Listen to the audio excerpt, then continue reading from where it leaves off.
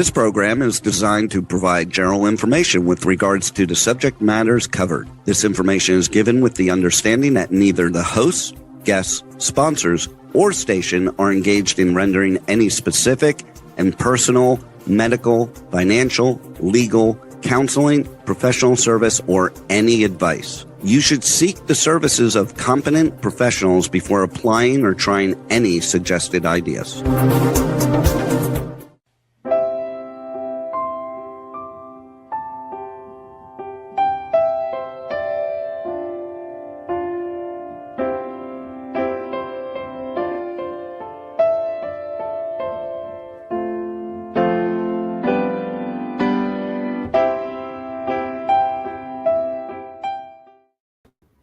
Hi, welcome to the Sound of Gold.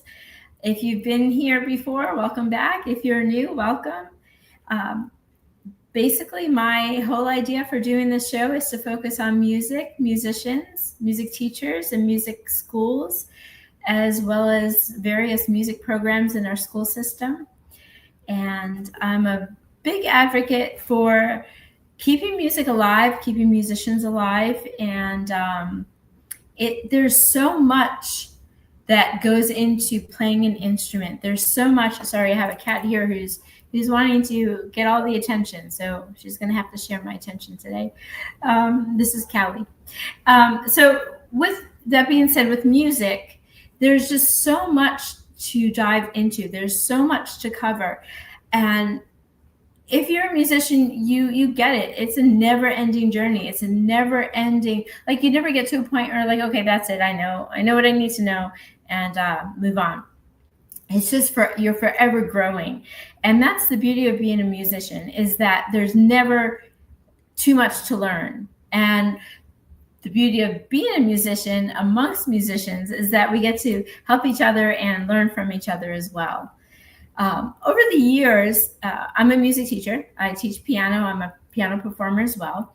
I still, even though I'm a teacher and a performer, I still take lessons occasionally, and I still follow other teachers that inspire me. One of those teachers is Gregg Goodhart, and he's otherwise known as the Learning Coach. He does a lot of online classes, and his research has been such an inspiration to me that I've let my students know about him as well. And I even take classes from him, and love to learn from him. And I'd love to welcome him today to our show. Gregg Goodhart, are you with us? Yes, you are. I'm right here. Hi, Lisa. Hi, thank you so much for making us a part of your day today. Thank you for having me. I really, really enjoy being here, especially things you said got me thinking already, but go ahead. So I have to say, and I always start my show off with just, I'm an honest, transparent person just because it's easier to live that way. But to say up front, I've been following you for years. So I almost feel like I know you because I follow I follow your webinars. I follow your, what you have on YouTube. I follow you on Musicality U. Your practiclasses. I've had one of my students, Eileen, has been working with you as well. And I am a huge advocate for learning. And I feel like for me personally, I can never learn enough. And you just give me that vibe that you are so into like learning and learning more. And what I said at the beginning of the show is like, there's so much depth to musicality, and there's so much.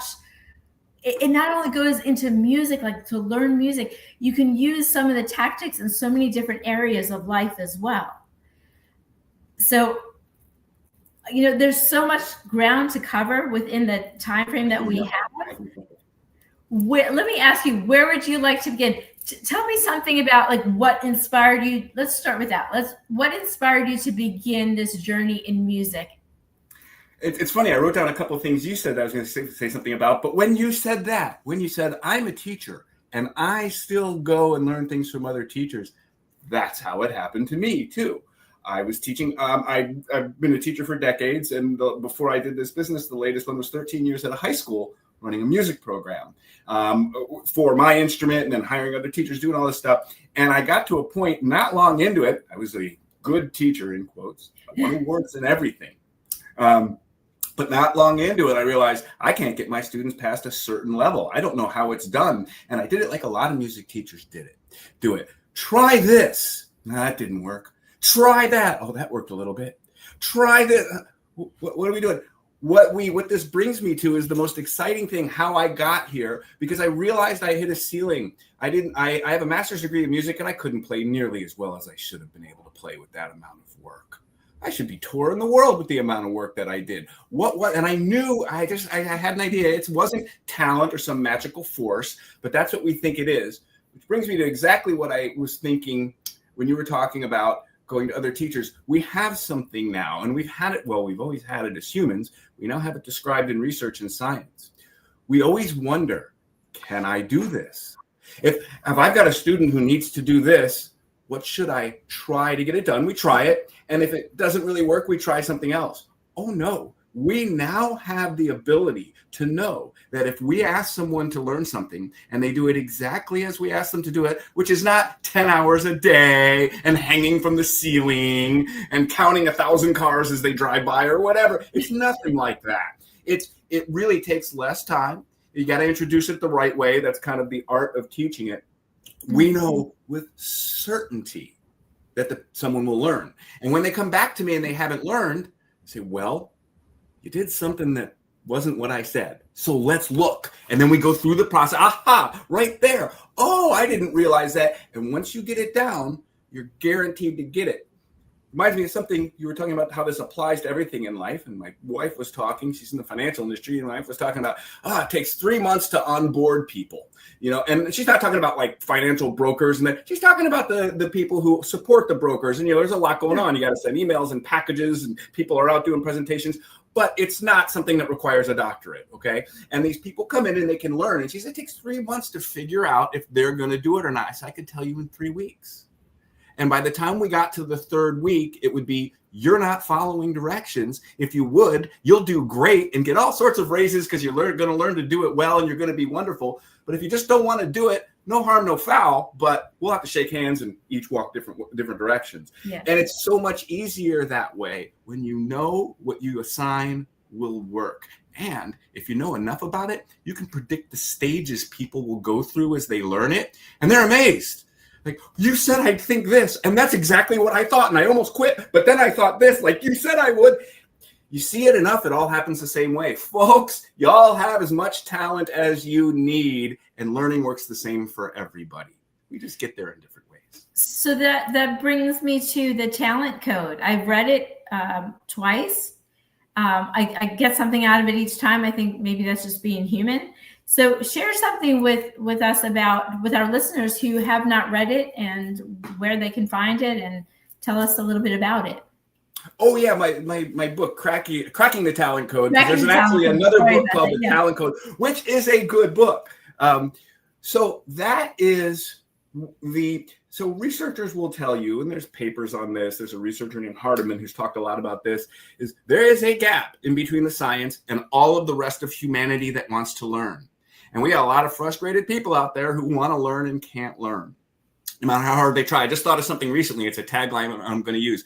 Kids don't dislike school because they dislike learning. Kids dislike school because they dislike not learning. That's the problem. If you actually taught them all how to learn and they all knew they would get everything with a small amount of work, it would be a totally different ballgame. And I know this because I will never forget walking out of my 3rd grade classroom on the last day and the teacher standing at the door saying, "You passed by the skin of your teeth." Her exact words. Okay, that's the kind of student I was. I now realize it's because I didn't know how to learn. So in this role of an interpreter, someone who's in between, professors don't know how to speak teacher. Researchers do not know how to speak teacher. Yes. At a graduate university with a select group of people, you do not know what it's like to go out into the real world and have to get people on board with learning. The people in your classes can drop out at mid-semester if they're not doing well. I taught high school. No one gets to drop out. You have to have either you teach them or you're dealing with the parents. So you have to learn exactly how everything works so you can be confident into what you're doing.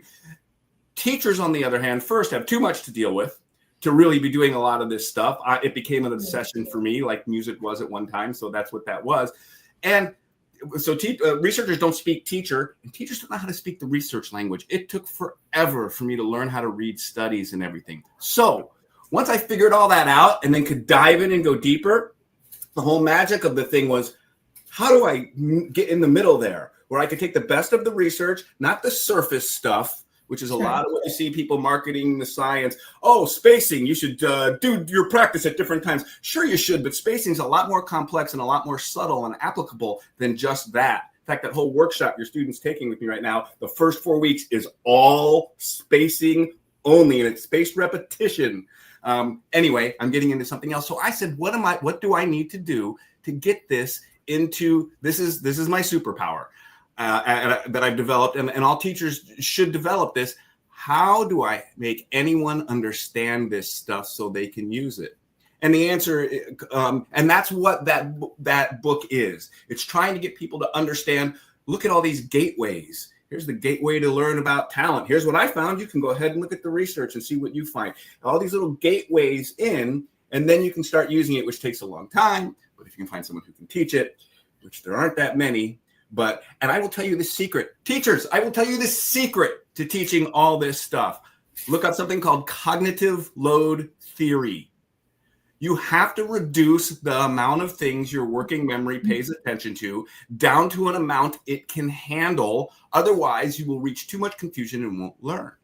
Well, my gosh, then how do people do trigonometry? Because the working memory only holds 5 to 7 pieces of information, and trigonometry, you've got to automatize all the previous knowledge and have it in your long-term memory. The teacher has to find exactly what that is, exactly what can get in through working memory into long-term memory, and then start building that up. And that's what I spent my life doing. So there, I have a few thoughts in my head, and I don't want to forget any of them. Interleaving and spacing. Thank you. With our audience, interleaving. What does that mean, and how does that relate to spacing? Thanks, because you've gotten into an area that most everyone gets confused. People think, well, if you let spacing means take more breaks. That's part of retrieval practice, but it means change up what you're doing every 10 minutes, which is correct. But that's not spacing specifically, as far as I'm concerned, refers, and in the things I've read, refers to spaced repetition.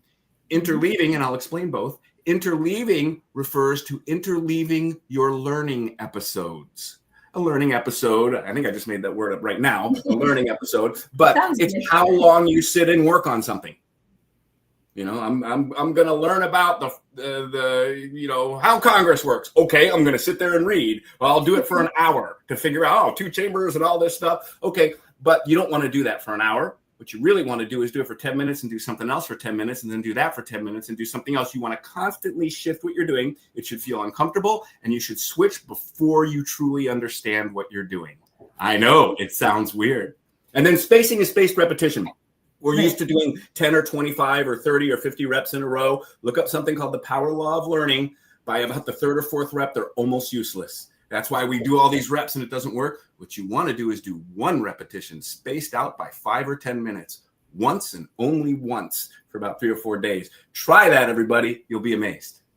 So I've been playing, this is not about me, but I'm getting to my point. I've been playing for over 45 years, not to give my age away. I'm older than that, but anyway, 2 words you had said in one of your webinars or something I read, problem solving. Yes. The light bulb went off for me personally because it's no problem for me to sit and play just by heart. It just comes through me. To sit and play somebody else's music and to read their music, I have no problem reading. But chunking it in portions and segments of it and looking at it like a problem-solving equation, like for 5-10 minutes, my brain is completely focused. I'm not thinking about what's for dinner. I'm not thinking about where I have to go tomorrow. I'm not thinking about who I need to call. I am completely there. So giving myself that break of, and for everybody, maybe it's different, but that those 2 words, problem solving, my brain goes, ooh, you got my attention. What are we doing? And so that's another reason why I connected with you as well as I have you on the show, is because I'm learning. I've learned so much from you. I continue to learn so much from you. And just little things that you say and that you've researched and that you offer to teach is just so like, aha, for me anyway. And I know you have other students too, and I'm sure they feel that way. In what ways can students reach out to you to learn more about your courses? Oh, my website is gregggoodhart.com. I think you see my little logo down there. That's right. That's 3 G's in a row in the middle. Some poor sap is missing a G because I got all the G's in that part of that naming part of the world. Like his name's Gary, but everyone calls him Airy because, I took the G. GreggGoodhart.com. Tons of free stuff, but it's kind of overall. Here are some books you can read. Here are others. If you want specific stuff, I have master classes that are in my shop, and I do a monthly practiclass. If we want to at some point talk about that, that's something I invented that hasn't existed before now, and it's part of how you get people hooked into the learning. It's not enough to say, trust me, if you do this, you'll be good in 4 weeks. That's right. If you can do something in 20 minutes that most people thought used to take 4 weeks, then you've grabbed people in. So I've invented that. I do one of those every month, which is open to the whole world and is ridiculously cheap.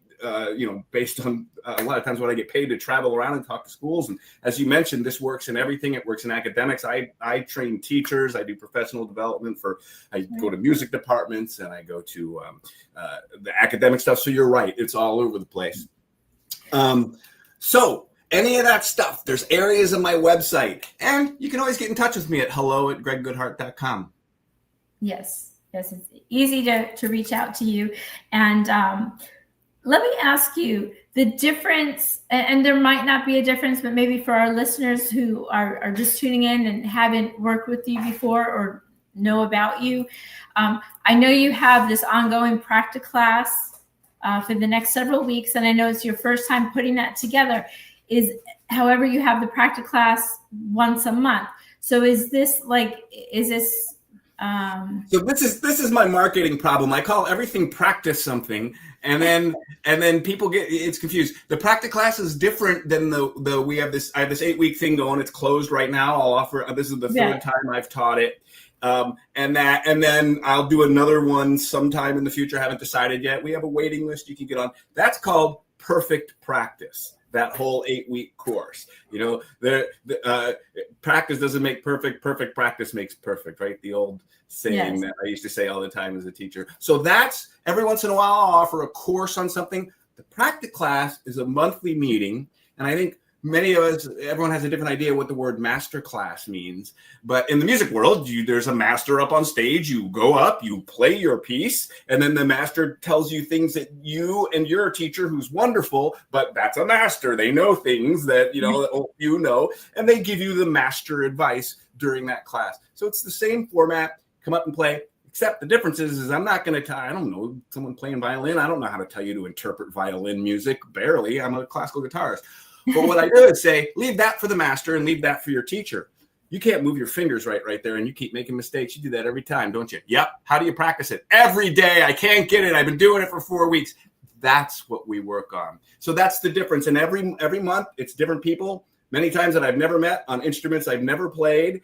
And we just go straight from show me your problem and I'll fix it. And the point is, and that's why I'm so proud of the practiclasses, the point is if it was talent that was holding you back for days, weeks, or months, then how did we just fix it in 20 minutes here?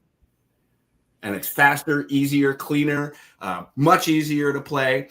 And it has a certain impact on people. This is why I do these live when I go to schools. It has a certain impact. I mean, they're live here, but they're not in person. Right. Certain impact on people when you see someone go through it.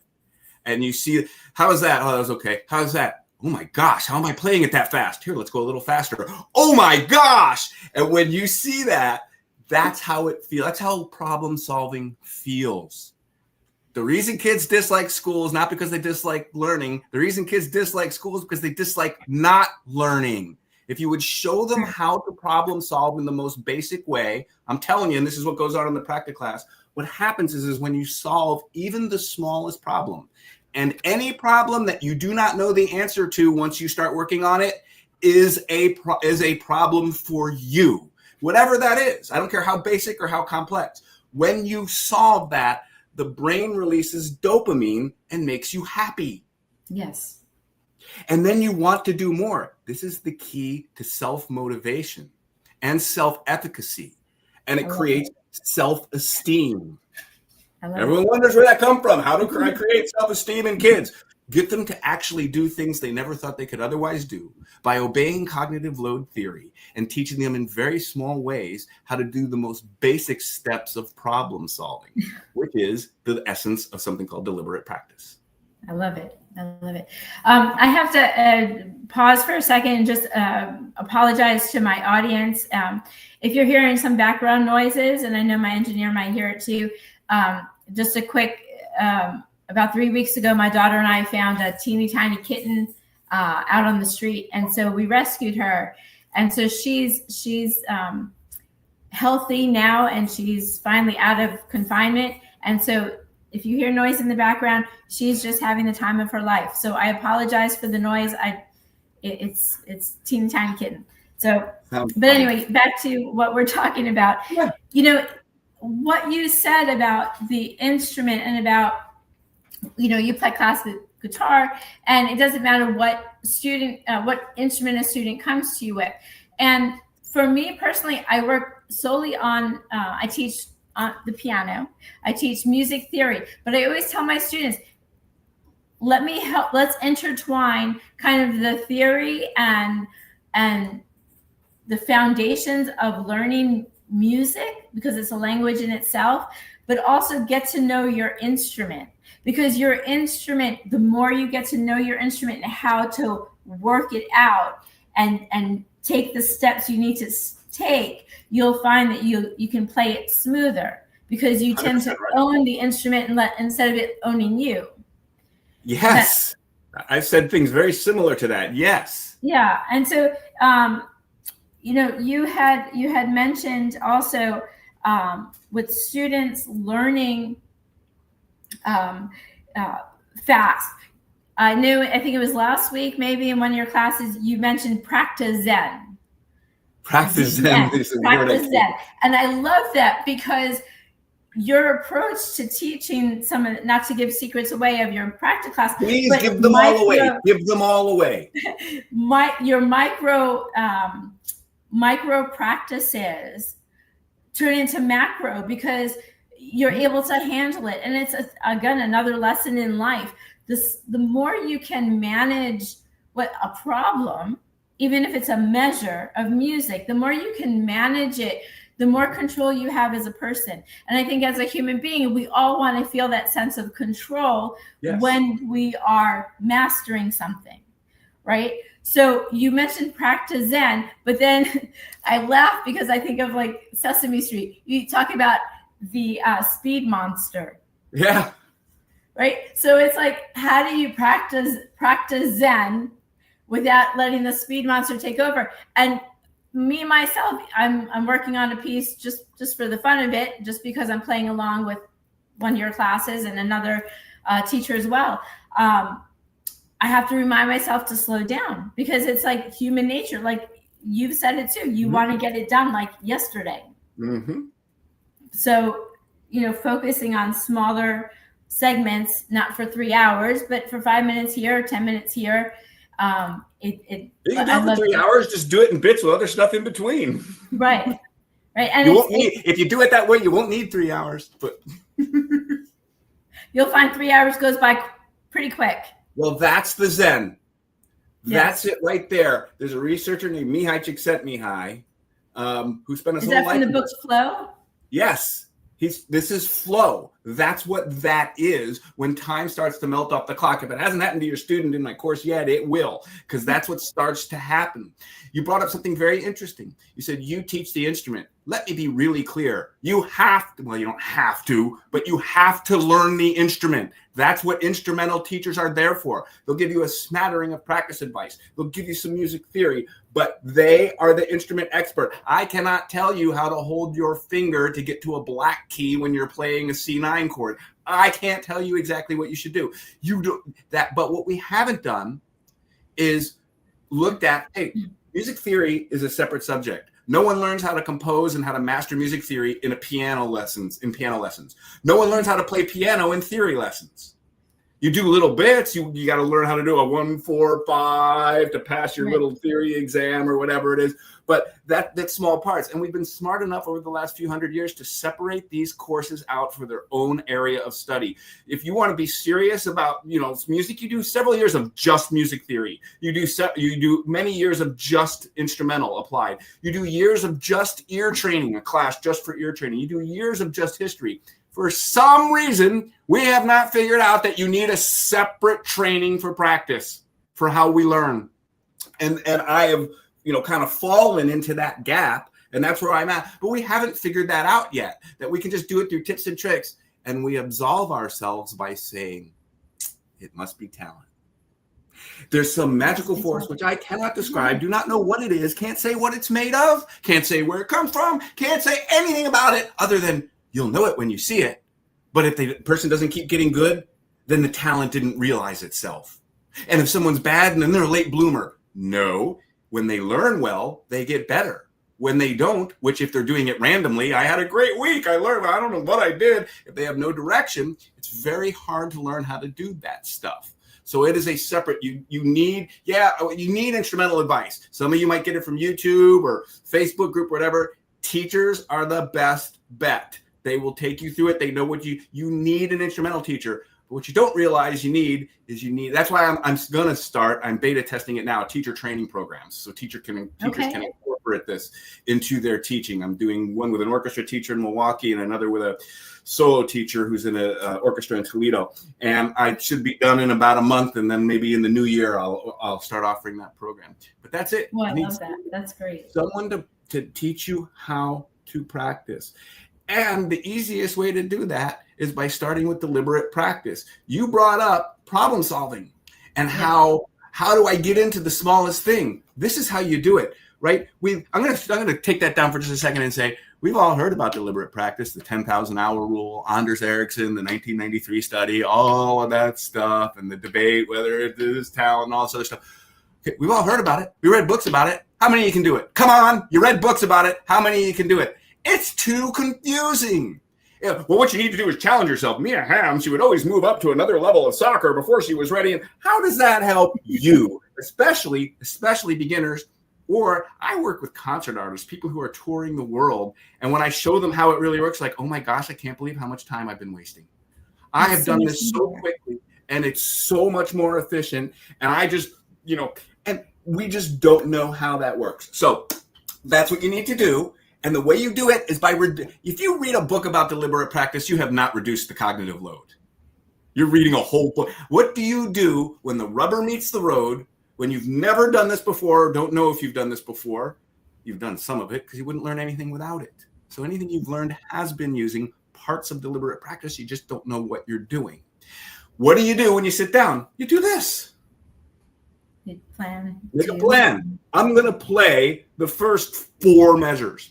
Okay, then you do it. Then you stop and say, this is what everyone leaves out, the reflect piece.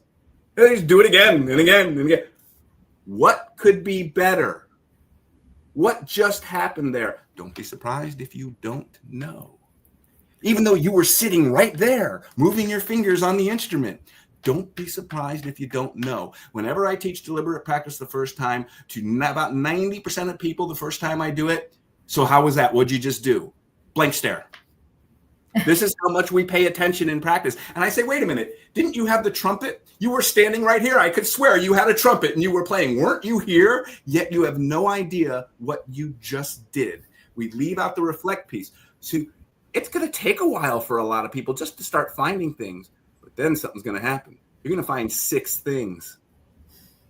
Oh my gosh, look at all these things that are wrong. Why are you getting upset? They were never going to get fixed unless you found them. This is a glorious, glorious day. And since there are ways to get better at anything, you'll be able to solve the problems. You just have to learn how to do them. And then look what this also does. Well, I'm going to try to fix all 6. Well, that's too many. Maybe I should try just 1. Well, I went to the one thing. Actually, there's 4 notes and 2 of them. Well, maybe I should do just 1. It breaks everything down to the smallest thing. Now I've taught classes of students, and then my favorite is teaching one-on-one, which I really try and focus on more of that than anything else. And as you know, because you've also taught classes, everyone is at their own level. And I love your practice class that you have going on right now, because you're like, I don't care what you practice. I don't care what you work on it for like this amount of time and pick whatever you want. So it's like you're honoring, you're like meeting people where they're at, their students where they're at, and saying, let's work with what you've got going, and don't put a cap on it. Don't limit it.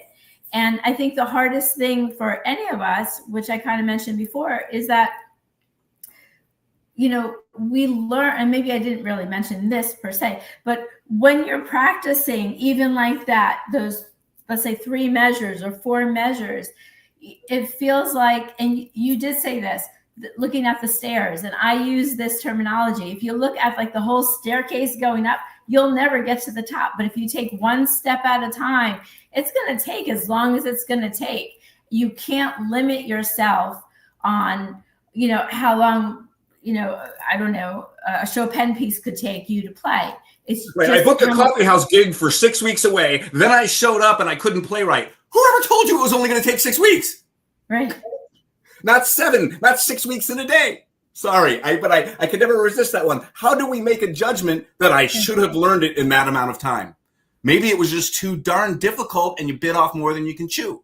Maybe you just didn't practice it right. Maybe you played better than you thought you did. Who knows? But whoever gave you the idea that all the neurobiological changes that need to take place in your brain, and you are changing your brain in significant ways when you practice, physically changing your brain, you are. Whoever told you that it was going to be 6 weeks or 5 weeks or 8 weeks? We as humans tend to think, once we kind of get exhausted doing something, that we've done enough work and should have achieved something by now. And there's no reason for that, really. And it's so, gosh, it's strange, but it's reality as a musician. And you mentioned something like this in one of your webinars, like, and I teach this too. I'm like, I'm right-handed, right? So a lot of people are right-handed. My husband's left-handed, but and some people are left-handed. But for me, being a right-handed, my left hand is a little slower. So I say it's the slower child. You have to have a little bit more patience with the left hand for my right hand people.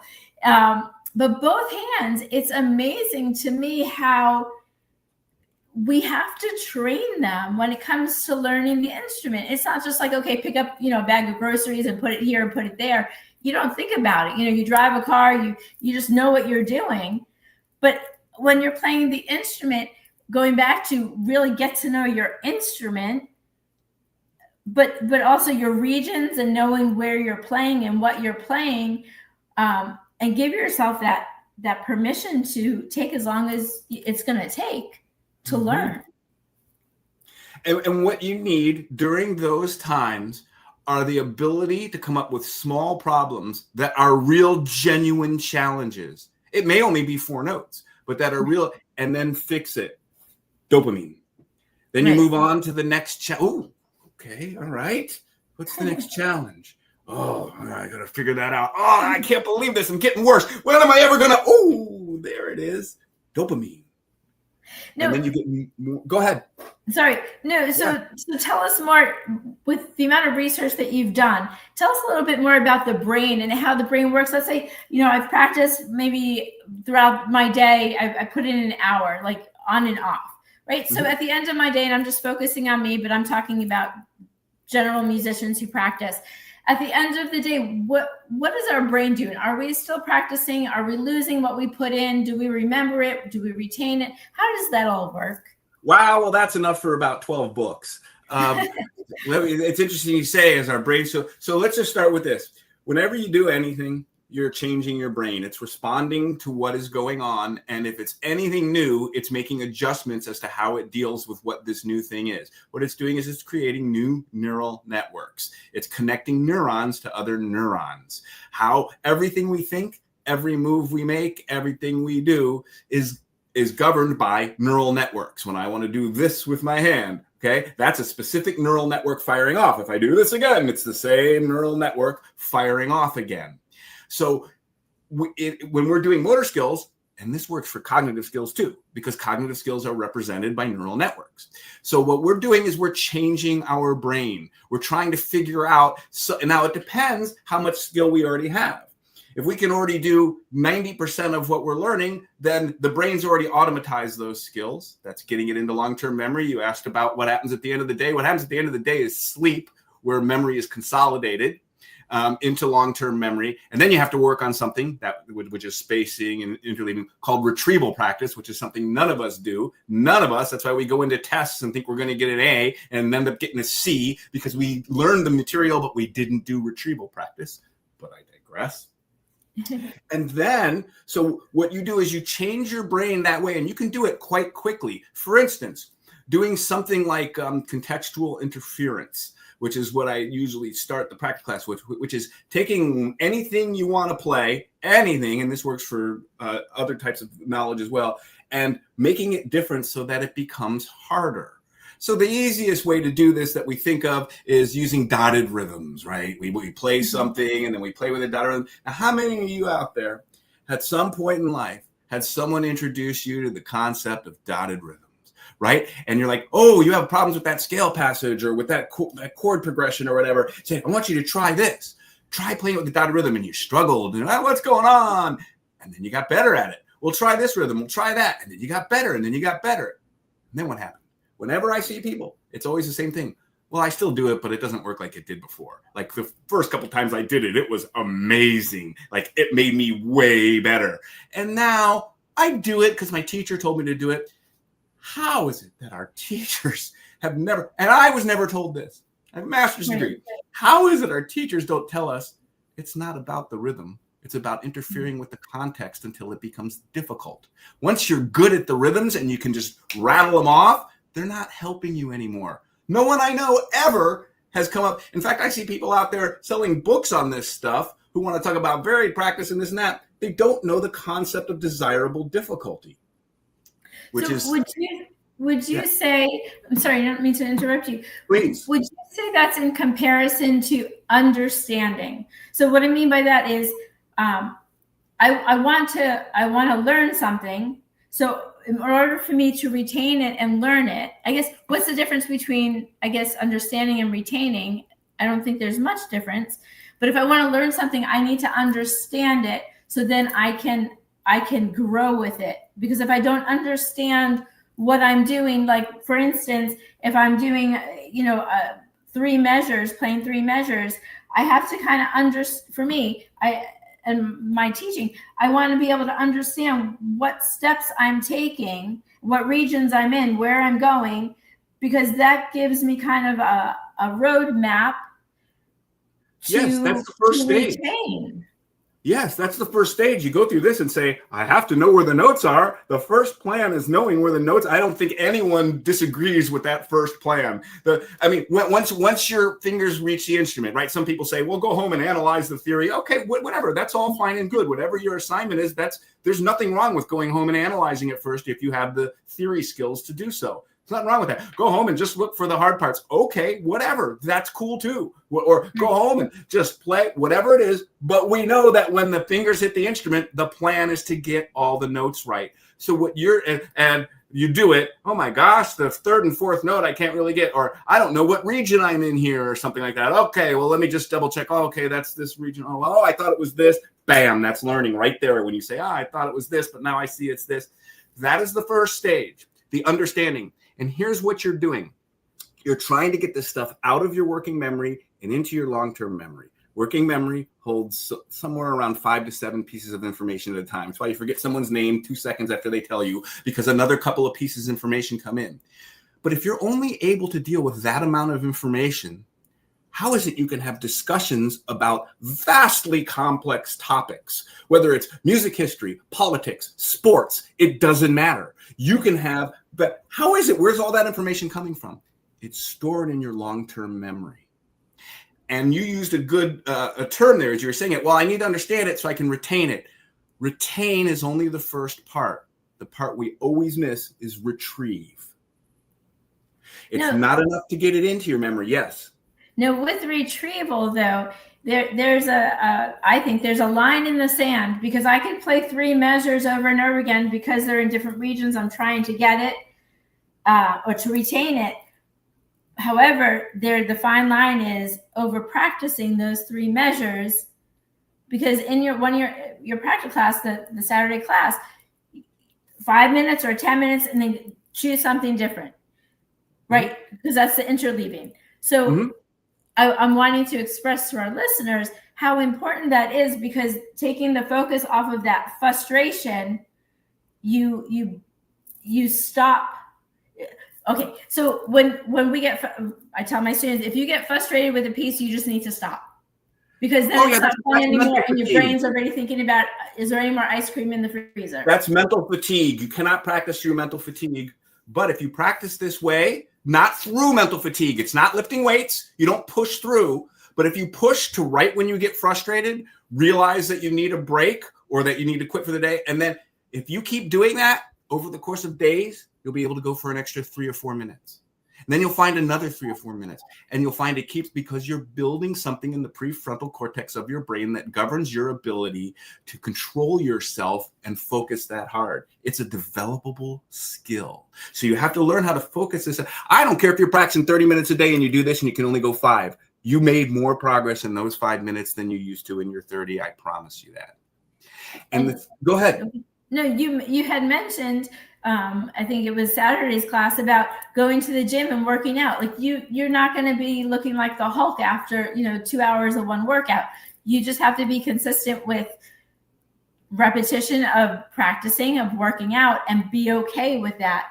But time. Unlike the gym, you can have small victories every day where you literally can do things that you couldn't do before. Just because it's not play something the way this great artist played it, I couldn't even get through the first 4 measures in time. Now I can. Trust me, that will make you feel great. Then the next day, I'm doing more. And before you know it, I learned the whole piece. How about that? What's your advice or suggestions? I'll try and be brief on this. So let's say we're playing, I'm working on Nocturne by Billy Joel, right? It jumps from different regions on the keyboard. And so it's a beautiful piece. My point is I just went blank. The timing, the dynamics. When we're practicing portions of the song, and this is not just for me, this is for the listeners who are musicians and who are students as well. You talk about, and I talk about it too when I teach, don't worry about the dynamics. Don't worry about the timing. Just find out where your steps are. Find out where you're dancing. Find out where you're going. But then when do you bring in the timing, and do you suggest timing is just follow it like by the book? Or for me, I'm like, let's put a little of your dynamics in there. Or do you feel like the dynamics that the composer has put in there is just like, that's got to be that way? This is an area of great controversy, especially in classical music, which is what I studied, but all over the place. If you're going to do repetitions, do them with the feeling and do them with I understand where that's coming from. Now, who's giving you that advice? Someone who's automatized the skills of 1,000 different shapes of crescendos. Someone who's played for so long that their fingers respond. Yes, I can sight read things and make them sound decent the first time I see them. It's a rising line. I'll throw in a little swell and it'll sound. But I've been doing 40 years of formal study to do this. So this advice that we're getting is well-meaning, but it's too much cognitive load. If you can't play the notes, how the heck are you going to control your dynamics? I love that. Yeah. So most of us are at a level where I don't care what it is. You first need to play the notes. Now, here's the thing. It's not the most elegant saying, but interpretation is a technique first, or it won't exist last. Okay. So now you go to your interpretation. And how do we teach it? Because I taught it this way for a long, long time. Put a crescendo there. No. Get louder there. Yes. Feel it. Here, now, do this. And you get it shaped up just right. And it's nice and say, there, play it that way. Okay, cool. Let's go on. Now, the next week they come in and they don't do it. Well, I thought I was doing it. That's what they always say. I thought I was doing it. And you do think you're doing it. They're being very honest. What we don't do is say, wow, you don't know how to control a crescendo. Why am I trying to get you to do a crescendo over and over again here in a lesson, and you're not in full control? I, as the teacher, say, whoa, let's back off. Let's do this. Maybe let's take this thing and play it with a decrescendo. Then let's do a swell. Then let's do every other note really loud. And let's do all these little bits of contextual interference that give us greater dynamic control. Depending on where the student was at, I might say, listen, go home and play your 2-octave scales and try to play the first note as quiet as possible, the last note as loud as possible, and be even through all of them. I would do it as a technique first. Then you can layer it in. It's kind of like this. If you're teaching a kid who recently learned to walk to dribble a basketball, you don't do both at the same time. Or to walk and dribble a basketball. You don't do both at the same time. They learn to walk, they get better at walking, then you do dribbling by itself, then you do it together, because you have to automatize both skills before you bring them together. And the problem with this old advice, which is well-meaning, I understand exactly where it's coming from, it's for people with higher level skills than most of us are at yet. Okay, because I was getting this advice as like a freshman in college, and I just started reading music the year before. I was a self-taught rock and roll guitar player. I'm like, really? Really? You want me to play? I don't have enough control yet. Then you can layer the other things in. When you get other skills and you do more crescendos and you do more things like that, that you're muted, Lisa, just so you know. When you get more skills, then you can layer the other. Sure. Then you can layer the other stuff in. This is related to the Dunning-Kruger effect, where people with higher level skills, you have to be really careful with this when you're a teacher, especially if you have really high level skills. You will assume knowledge in your student that isn't there. And that's the kiss of death for learning. Yeah, they will try and not be able to do it and feel like they don't have talent, right? All of us teachers have an out in music. Well, you just didn't have enough talent. That's not it. Anyone can do anything. And you have to start at a level at which we can handle it, and most of us want to start at a higher level than that. But yes. So I have a student that until you've automatized the skills. That's separation of the two until you've automatized the skills. Do one or the other. In fact, some people might want to take this advice.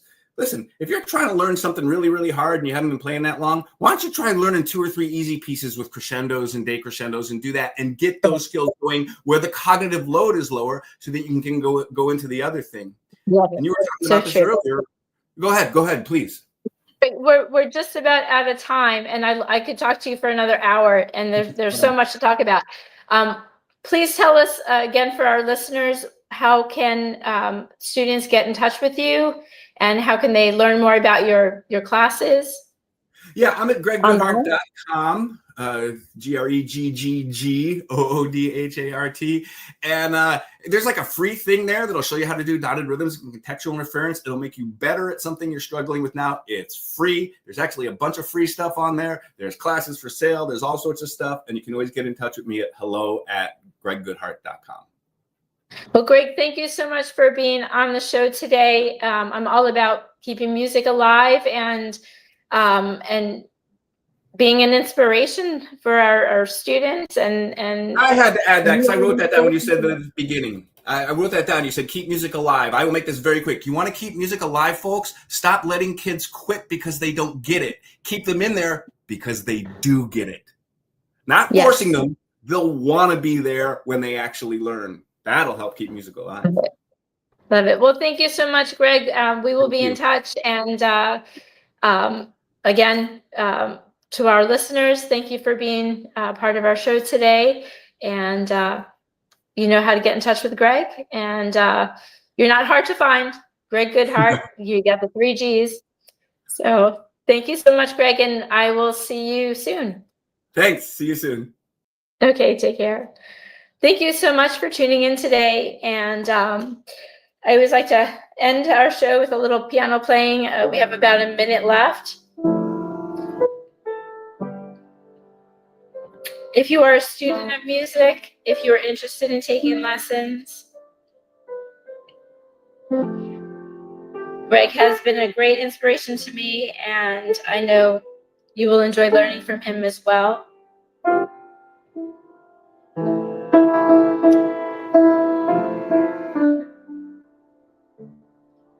Please help keep music alive.